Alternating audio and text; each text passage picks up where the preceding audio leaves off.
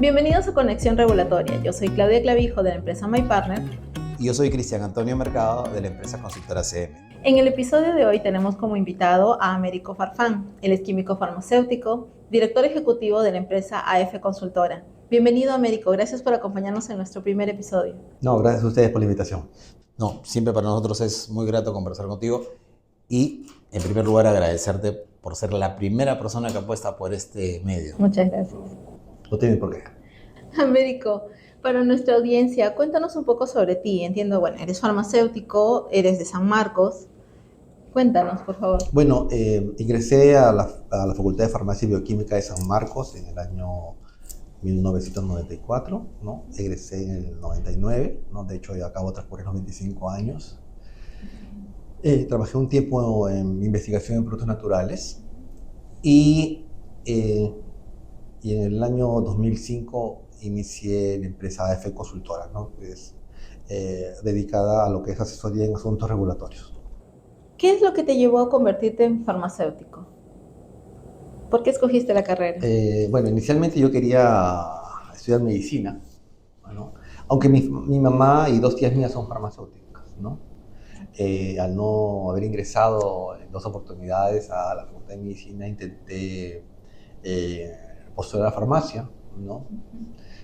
Y quería un poco conocer qué era, me interesaba el laboratorio, era aficionado a la química, me gustaba la química y la física, así que dije que podía ser una carrera afín que me podía gustar y postulé e ingresé a la Facultad de Farmacia y decidí quedarme, me gustó, descubrí muchas cosas que no sabía que podía darme la facultad y saliendo, bueno, mientras estuve dentro tampoco conocía el tema de asuntos regulatorios, ¿no? Yo salí pensando en que iba a ser investigador en productos naturales, ¿no?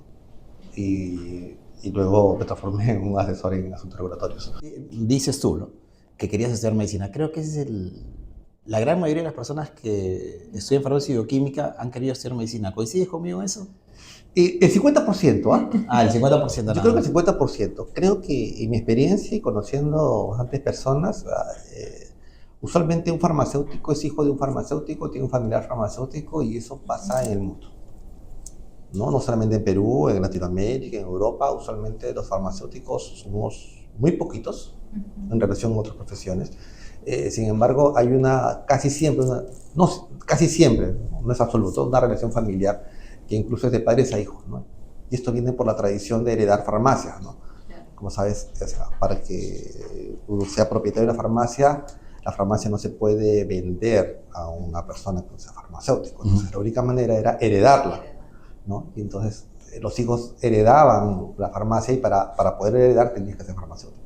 Entonces entendería, Américo, que durante tus años de estudiante, tus cursos favoritos tenían que ver con la botánica, con marchas fitoquímicas y demás. Sí, me gustó mucho, creo que lo que más estudié, me gustó fue botánica, farmacobotánica es el curso que se lleva en la universidad, química analítica cualitativa, ¿no? Y orgánica. Son los cursos que más me gustaron. ¿Y cómo se vinculó este amor por esta parte de la investigación y demás con tu viaje a España? Lo que pasa es que en aquel momento, yo ingresé en el año 94 y en el año 96 decidí empezar a hacer mi tesis, porque ¿para qué acabar la universidad para empezar a hacer tu tesis? Dije, puedo empezar ahora y como toma años, Muy inteligente. tengo tiempo, ¿no? Y empezamos a desarrollar, y busqué un socio, ¿no?, para esta tesis, que fue mi compañero Luis Miguel Meléndez, ¿no? Y con él planteamos un proyecto de investigación etnobotánico y luego fitoquímico y finalizando en farmacológico, ¿no? Y este proyecto de investigación ya etnobotánico y fitoquímico fue el que presentamos a la Universidad Complutense de Madrid cuando terminamos el quinto año y fue aceptado para hacer la parte farmacológica. Y eso nos llevó a la Facultad de Farmacia de la Universidad Complutense de Madrid y poder culminar la tesis, ¿no? Entonces, la parte farmacológica fue desarrollada ya. Luego viniste, sustentaste tu tesis y ¿cómo llegaste a asuntos regulatorios? A ver, yo acabé en el año 99 y creo que sustenté en febrero del año 2000. Fue muy rápido. En enero, febrero sustentamos porque teníamos la tesis armada. Y bueno, nosotros lo que sabíamos hacer, bueno, voy a hablar solamente de mí, lo que yo sabía hacer era análisis fitoquímico, cosas que no tienen mucha demanda, ¿no? La mayoría de mis compañeros ya tenían una experiencia preprofesional en alguna empresa, ¿no? Claro. Y yo vi un anuncio de que necesitaban a un farmacéutico con conocimiento de productos naturales y eso era lo que yo había hecho. Bien. Lo que yo no sabía que eran asuntos regulatorios.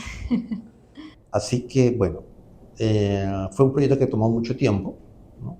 Y paralelamente a esto, yo con un compañero, otro compañero de la universidad, hice una droguería. Una droguería y allí aprendí lo que son costos, impuestos, stock, insumos, cajas, colores, etiquetas, ¿no? Y también a sacar estos registros sanitarios de cosméticos en aquella época, ¿no? Y luego en la otra empresa que me contactó requirió que yo trabaje en registros sanitarios y empecé a leer formulario que no entendía y entonces me refería a un reglamento y empecé a leer el reglamento y, y bueno, tuvimos éxito en inscripción y estas personas me recomendan a otra empresa, ¿no? Y con la cual también gestioné asuntos, registros sanitarios y fueron contactos poco a poco, ¿no? Y la carga de trabajo fue aumentando y de esa manera fue necesario que consideren necesario no trabajar solo, sino contratar poco a poco a personas que me ayuden a dar soporte en los tiempos que las empresas requerían, ¿no? Y sin pensarlo, me fui convirtiendo en empresario, ¿no? Y en formar una empresa consultora.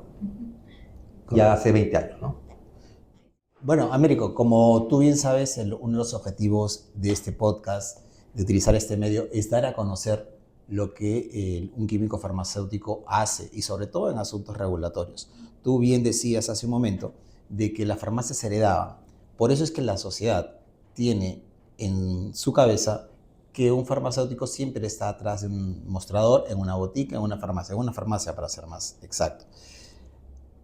Justamente a quienes vamos dirigidos, a esta población, ¿cómo podrías explicar en palabras sencillas y que se entienda, no tan técnicas como solemos hacerlo, la labor de un químico farmacéutico en asuntos regulatorios? Inicialmente comentaste la farmacia, ¿no? Los farmacéuticos voy a decir fuimos, es algo que también ha cambiado en el tiempo, fuimos un gremio profesional fuerte en el sentido de que en la sociedad, ¿no?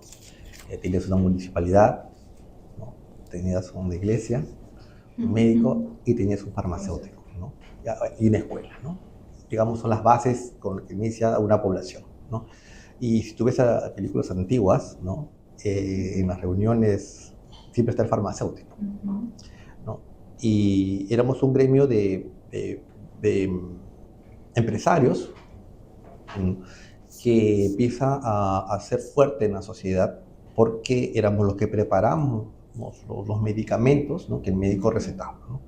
Y también con su conocimiento se hacían preparaciones cosméticas y otras cosas más, ¿no? Con el paso del tiempo, la industria farmacéutica, ¿no? Hace que el farmacéutico que despachaba 10 tabletas, 20 y atendía a una población de 50, 100, 200 o 1000 personas, ya se ha desplazado por la industria farmacéutica que hace preparados para cientos de miles de personas, ¿no? Entonces, el impacto positivo es considerable, es positivo no solamente en la disponibilidad de estos productos en gran cantidad, sino en costos, ¿no? La industria farmacéutica ayuda a que bajen los costos, ¿no? Sin embargo, los posibles errores que podría cometer la industria farmacéutica, pequeños errores, podrían desencadenar grandes problemas porque no esas 10 personas, no esas 20, no es una dosis unitaria, sino cientos de miles, ¿no? Entonces, se requieren controles propios de lo que va ocurriendo y controles gubernamentales, ¿no? De empezar a normar cómo deberían ser para tratar, no de garantizar, sino de evitar casos que pueden afectar la salud de la población por una mala elaboración, ¿no? Por defecto o por exceso, ¿no? O por contaminación. Entonces, existen reglamentaciones para fabricar, existen reglamentaciones para transportar, existen reglamentaciones para almacenar y para dispensar. Todas esas reglamentaciones son lo que llamamos regulaciones, ¿no? Y de ahí viene este nombre que no es muy preciso, ¿no? Los asuntos regulatorios que tienen que ver con la regulación. Entonces, el profesional farmacéutico en asuntos regulatorios integra con noción de fabricación, con noción de transporte, con noción de almacenamiento y con noción de dispensación, pues a los profesionales más técnicos en fabricación, almacenamiento y transporte, dentro de lo que ellos consideran la calidad propia de su conocimiento técnico, unida al área legal, ¿no? Que es lo que el Estado, el gobierno requiere para que estas empresas puedan operar. Entonces, el profesional en asuntos regulatorios es fundamental para que exista un laboratorio y funcione y pueda ser certificado, para que exista una droguería, una farmacia, ¿no? Y que ellos cumplan la norma, dado que cumpliendo el reglamento ayudamos a prevenir impactos indeseados en la población, ¿no? Y se toman medidas, ¿no? Muy importante considerar que no hay nada que garantice. ¿Sí? Minimizamos impactos, por eso hay trazabilidad. Si hay algún problema con algún medicamento, pues ya sé quién lo fabricó, quién lo distribuyó, a qué farmacia llegaron. Existe una trazabilidad por lote, ¿no? Que exige el reglamento que se tenga y que en caso haya un efecto, no digo adverso ni indeseado, sino un efecto no esperado, producto de una contaminación, un problema de fabricación, pueda hacerse el recall, ¿no? Una investigación. El recojo, Una ¿no? investigación con todo esto. Bueno, para empezar el recojo. ¿Quién fue? Claro. ¿No? Claro. O sea, primero pongo salvaguarda, ¿no? Primero recojo, pongo en cuarentena, investigo y luego investigo qué pasó, ¿no? Entonces, el profesor, si no existiera el profesional de asuntos regulatorios, ¿quién nos guiaría en este proceso, ¿no? Y por eso es importante. Entonces, cuando se importa productos, se importan medicamentos del extranjero, incluso países que son considerados de alta vigilancia, la regulación nacional tiene que cumplirse, ¿no? Tiene que cumplirse y entonces es como una especie de revisión que cumpla con todos los documentos que el Estado, en este caso el Estado peruano, exige, ¿no? Para que el producto pueda ser comercializado en su territorio. Y eso existe en todos los países. Y esta labor que desempeña un químico farmacéutico, ¿cómo impacta positivamente en la sociedad? A ver, la existencia de un banco impacta en la sociedad porque yo no tengo que tener mi dinero guardado debajo del colchón. Sí. La existencia de un médico es que me va a curar alguna enfermedad que tenga. Ese es el impacto positivo. No sé, ¿cuál sería el impacto positivo de todo lo que tú has descrito en la sociedad?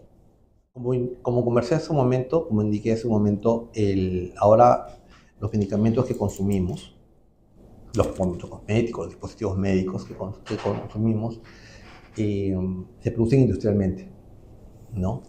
Y para que esto pueda venderse de manera segura, ¿no? Se requiere profesional en asuntos regulatorios. O sea, la Ley General de Salud ¿sí? indica que todos tenemos derecho a la salud y que debemos tener acceso a la salud. Para tener acceso, primero el producto tiene que venderse en el Perú. ¿Sí? Si no se puede vender, no tenemos acceso. Segundo, que tenga un costo accesible, ¿no? Entonces, los profesionales de asuntos regulatorios intervenimos en que este producto, que una empresa tiene la intención de traerlo, cumpla con los permisos para que pueda estar en el mercado. Entonces, el acceso. O sea, nosotros facilitamos el acceso. O sea, la sociedad se beneficia porque las mercancías restringidas de tipo sanitario, como son los medicamentos, los cosméticos, los dispositivos sanitarios, estén disponibles, ¿no? Y hayan cumplido. Entonces, cuando uno va y compra un producto cosmético, ve que tiene una notificación sanitaria obligatoria, un medicamento tiene un registro sanitario, entonces ha pasado las revisiones que el gobierno exige y en el caso de medicamentos, que el producto es seguro y eficaz, ¿no? Entonces puedo consumirlo, comprarlo con garantía de que el producto es de calidad, todos los productos. Hace unos minutos, en la pregunta anterior, hablabas tú de regulaciones, que hay que cumplir regulaciones en el almacenamiento, en el transporte, en la dispensación. para el público que nos está viendo, para las personas que recién se inician también en esto, o sea, ¿cómo definirías tú? Bueno, más que definir, creo que ya está definido.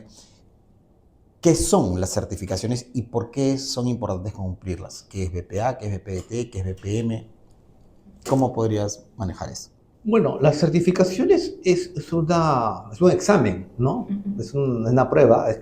Por ejemplo, si tú te van a tomar la tabla del 2 al 12, ¿no? La tabla del 1 a la tabla del 12, pues tienes que pasar un examen, ¿no? Contestar las preguntas y demostrar que realmente eres una persona con la capacidad de multiplicar desde la tabla del 1 hasta la tabla del 12. Una certificación, ¿no? Es un examen a la empresa, ¿no? Que nosotros lo llamamos auditoría, ¿sí? En la cual tienes que evidenciar y demostrar, ¿no? A las preguntas que te haces si cumples o no con el reglamento, con evidencia de cumplimiento, ¿no? Y esta evidencia de cumplimiento tiene una nota, que es una certificación. ¿Pasas o no pasas? ¿No? No es que pasas a medias, no es que casi pasas, es pasas o no pasas. O sea, si cumples con las buenas prácticas de manufactura, ¿sí? Puedo decir que el área de este laboratorio que ha cumplido y ha demostrado que cumple con las buenas prácticas puede fabricar o está apta para fabricar productos de calidad. Igual un almacén, ¿no? Que está apto para, eh, para almacenar productos. Voy a poner un ejemplo. Ahora que veo el tema del COVID, ¿no? Viene la vacuna. La vacuna es excelente, se gasta un montón de dinero en el transporte, el producto viene refrigerado porque la vacuna refrigerada llega acá y el almacén no cumple las condiciones de temperatura. ¿Sí? No lo refrigeran adecuadamente, cientos de miles de vacunas, y luego salen a provincias, a cientos de miles de personas. En el almacén, la eficacia de la vacuna puede haberse perdido por un mal almacenamiento. Entonces, todo el transporte, las enfermeras y las personas que reciben van a recibir una vacuna ineficaz. No porque la vacuna sea mala, como estuvo mal fabricada, porque en algún momento de la cadena estuvo mal almacenada, ¿no? O mal transportada. Y eso es crítico, tanto esfuerzo, ¿no? Por eso se toma mucho tiempo y muchos controles para que esta, le llamamos cadena de frío, se cumpla y el producto pueda llegar cumpliendo la seguridad, ¿no? Que no te va a matar, ¿no? Y segundo, no basta con que no te mates, tiene que ser eficaz. Un medicamento tiene que ser eficaz. Y si inyectan algo que no va a ser eficaz, entonces no va a cumplir su objetivo, ¿no? Américo, nos contabas que cuando empezaste en asuntos regulatorios fue básicamente porque ubicaste una opción de empleo en productos naturales y te diste con la sorpresa de que era para ser regulatoria y poco a poco fue empezando. ¿Nos podrías comentar más o menos qué entorno, cómo era el entorno regulatorio en ese entonces? Que tú dijiste, mira, bueno, más allá del boca a boca y que me están recomendando con otros potenciales clientes, por así decirlo, tú dijiste, no, aquí debo formalizar, debo abrir una empresa. Inicié con algún grupo, digamos, de productos con ciertos problemas en la interpretación de la ley, ¿no? Y entonces, solucionar los problemas leyendo el reglamento, ¿sí? Es viable, ¿no? Es difícil, toma tiempo, hay que argumentar, hay que escribir mucho, leer bastante, pero eso no había mucho en el mercado, ¿no? Honestamente, había más, voy a decir, tramitadores, ¿no? Personas que llenan un formulario, bueno, en ese tiempo pues teníamos una reglamentación mucho más sencilla, hay que decir, ¿no? Pedían menos requisitos. Aún así, no había una revisión exhaustiva del reglamento, de lo que quería decir el reglamento, ¿no? El reglamento dice algo. Espíritu de la norma. El espíritu de la norma, ¿no? O sea, quien escribe la norma tiene una idea, ¿no? Y escribe el reglamento, ¿no? Y el que lee el reglamento, o sea, no entiende lo que está escrito, ni tampoco entiende por qué lo escribieron.